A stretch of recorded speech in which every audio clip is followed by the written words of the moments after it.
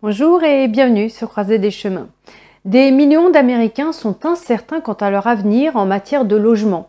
Le moratoire sur les expulsions du CDC ayant pris fin, les démocrates de la Chambre des représentants se sont empressés pour demander la prolongation, invoquant la montée du variant Delta. Mais la motion a échoué.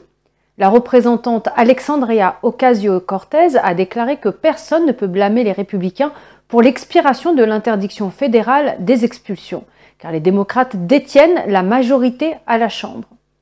Elle a déclaré que la Chambre et les dirigeants de la Chambre ont eu l'occasion de voter pour prolonger le moratoire et ils étaient nombreux. Il y avait franchement une poignée de démocrates conservateurs à la Chambre qui ont menacé de monter dans les avions plutôt que de tenir ce vote, dit-elle. En juin, la Cour suprême a décidé que toute prolongation de l'interdiction devrait être approuvée par le Congrès. La semaine dernière, à la dernière minute, Biden a appelé le Congrès à agir. La Maison-Blanche a attendu la veille de l'ajournement de la Chambre pour publier une déclaration demandant au Congrès de prolonger le moratoire. Et donc, la Chambre a été mise dans une situation inutilement difficile. La représentante démocrate Cori Bush a campé devant le Capitole samedi soir. Elle est frustrée que les leaders de la Chambre n'aient pas fait plus. Et elle dit « la direction de la Chambre nous convoque à nouveau comme si nous étions toujours là et nous demande « faites quelque chose ». Nous ne pouvons pas prendre de vacances en ce moment. Un peu de contexte pour rappeler tout cela. Trump avait signé un décret en août dernier pour protéger les locataires. Et le CDC a ajouté un gel des expulsions en septembre.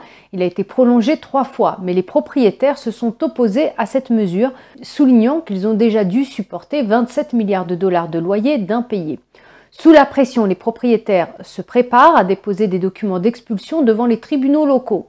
En effet, selon un nouveau rapport, près de 1,95 million de ménages doivent plus de 15,3 milliards de dollars d'arriérés de loyer. Michael Mini de la Chicago Land Apartment Association a déclaré à Epoch Times qu'il travaille avec les locataires pour mettre en place des plans de paiement spécialisés, renoncer aux frais de retard et prolonger les délais de grâce pour aider ceux qui ont des difficultés. Le Congrès a approuvé près de 47 milliards de dollars d'aide fédérale au logement pour les États, mais ce programme a connu un échec spectaculaire. En juin, seuls 3 milliards de dollars avaient été utilisés. Il incombait aux États de répartir l'argent, mais ils ont eu du mal à mettre en place des programmes à cette fin. La Maison-Blanche et la présidente de la Chambre des représentants, Nancy Pelosi, ont appelé les États à faire parvenir cet argent aux propriétaires et aux locataires. Le sénateur démocrate Joe Manchin dit que tout d'abord, l'argent est là, comme vous le savez. Pourquoi n'a-t-il pas été débloqué? Je ne peux pas vous le dire. Nous ne rejetons pas la faute sur qui que ce soit en ce moment. Réparons cela et assurons-nous que nous sommes en mesure d'utiliser l'argent aux fins pour lesquelles il a été affecté. Que se passe-t-il ensuite? Certains États ont prolongé leur propre moratoire sur les expulsions pour essayer d'aider. Mais selon le bureau du recensement, plus de 8 millions d'adultes n'ont pas payé leur loyer ou leur hypothèque depuis le 5 juillet.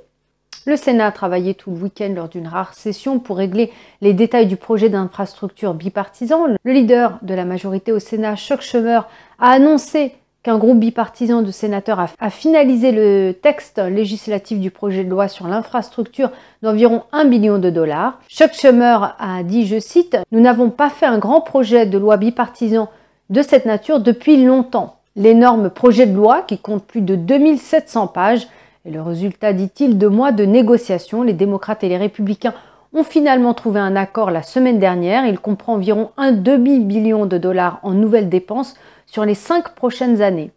Le sénateur républicain Mitt Romney au Sénat se réjouit des progrès du projet de loi. Il dit qu'il a apprécié le temps que nous avons passé ensemble. C'est un projet de loi qui est payé et qui donne au peuple américain ce dont il a désespérément besoin et qui est une amélioration de notre infrastructure. » Fin de citation. Le démocrate modéré Joe Manchin suggère que le projet de loi pourrait obtenir un soutien substantiel des républicains. Et quant au sénateur Mike Lee de l'Utah, il dit qu'il se lève aujourd'hui parce qu'il a de réelles préoccupations avec ce projet de loi. Il y a un certain nombre d'Américains qui voient que tout ne va pas bien dans la façon dont nous dépensons l'argent. Le sort du projet de loi à la Chambre est incertain, car certains démocrates ont dit qu'il ne devrait pas être adopté à moins qu'un projet de loi massif de 3,5 trillions de dollars soit garanti. Et en parlant de projet de loi, les sénateurs cherchent à auditer le CDC sur les directives. Le sénateur Marco Rubio et 9 autres républicains ont présenté un projet de loi visant à enquêter sur les décisions et les messages du CDC concernant le virus suite à l'annonce du CDC recommandant aux Américains entièrement vaccinés de porter des masques à l'intérieur dans les zones où le virus est répandu. Dans une déclaration, M. Rubio affirme que les nouvelles directives n'ont guère de sens et ne semblent pas fondées sur des données scientifiques claires. Il dit, je cite, que les Américains ont passé la dernière année et demie à faire d'énormes sacrifices pour arrêter la propagation du virus, mais ils sont confus et ont perdu confiance dans nos institutions. Fin de citation. Le projet de loi prévoit que le Government Accountability Office vérifie comment le CDC élabore ses directives officielles et si les messages publics du CDC ont eu un impact négatif sur la confiance des Américains dans cette institution. La semaine dernière, un fil Twitter viral a mis en évidence la façon dont le CDC et le docteur Fauci ont donné des informations et des conseils contradictoires à plusieurs reprises tout au long de la pandémie. La directrice du CDC, le docteur Rochelle Walensky, a défendu les nouvelles orientations. Selon elle, les vaccins empêchaient auparavant les personnes atteintes du Covid de propager le virus, mais cela a changé avec le variant Delta. Elle dit, je cite, « Mais voici la nouvelle science que nous avons vue ces derniers jours, corroborée par plusieurs enquêtes différentes sur les épidémies, c'est-à-dire que si vous êtes vacciné et que vous faites partie de ces rares cas d'infection, vous pouvez en fait transmettre la maladie à d'autres personnes. » Fin de citation. Et le projet de loi des Républicains vise également à déterminer si des groupes extérieurs ont influencé le processus décisionnel du CDC. Des courriels découverts d'une demande de loi sur la liberté d'information révèlent qu'au moins un syndicat d'enseignants a été fortement impliqué dans la détermination des directives de réouverture des écoles du CDC. Un autre sponsor du projet de loi est la sénatrice Cynthia Lummis.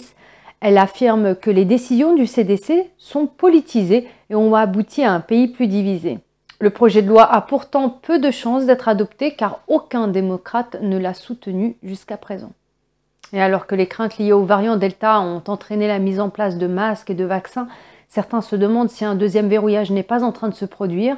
Le docteur Fauci a indiqué que la Maison-Blanche ne souhaite pas réintroduire de mesures de confinement du Covid dans le contexte de recrudescence des cas du variant Delta. Fauci a déclaré dans l'émission This Week sur ABC qu'il ne s'attend pas à ce que les États-Unis reviennent à des mesures de confinement. Les commentaires de Fauci font suite à une récente interview avec Reuters au cours de laquelle Fauci déclarait qu'il ne voyait pas non plus d'obligation de vaccination à l'échelle nationale, mais qu'il espérait que l'approbation complète des vaccins par la FDA interviendrait ce mois-ci et inciterait davantage d'Américains à se faire vacciner pour ralentir un taux d'infection en hausse. Et bien que M. Fauci ne pense pas que les États-Unis devront à nouveau fermer leurs portes comme l'an dernier, il a prévenu sur ABC que les choses vont empirer à mesure que le variant Delta continue de se propager. De nombreuses entreprises et restaurants ont émis des avis demandant aux employés et même aux clients de présenter une preuve de vaccination. Et maintenant à New York, les spectateurs de Broadway devront désormais porter des masques et présenter une preuve de vaccination. Le Metropolitan Opera et le Carnegie Hall prévoient également de restreindre l'entrée aux enfants de moins de 12 ans.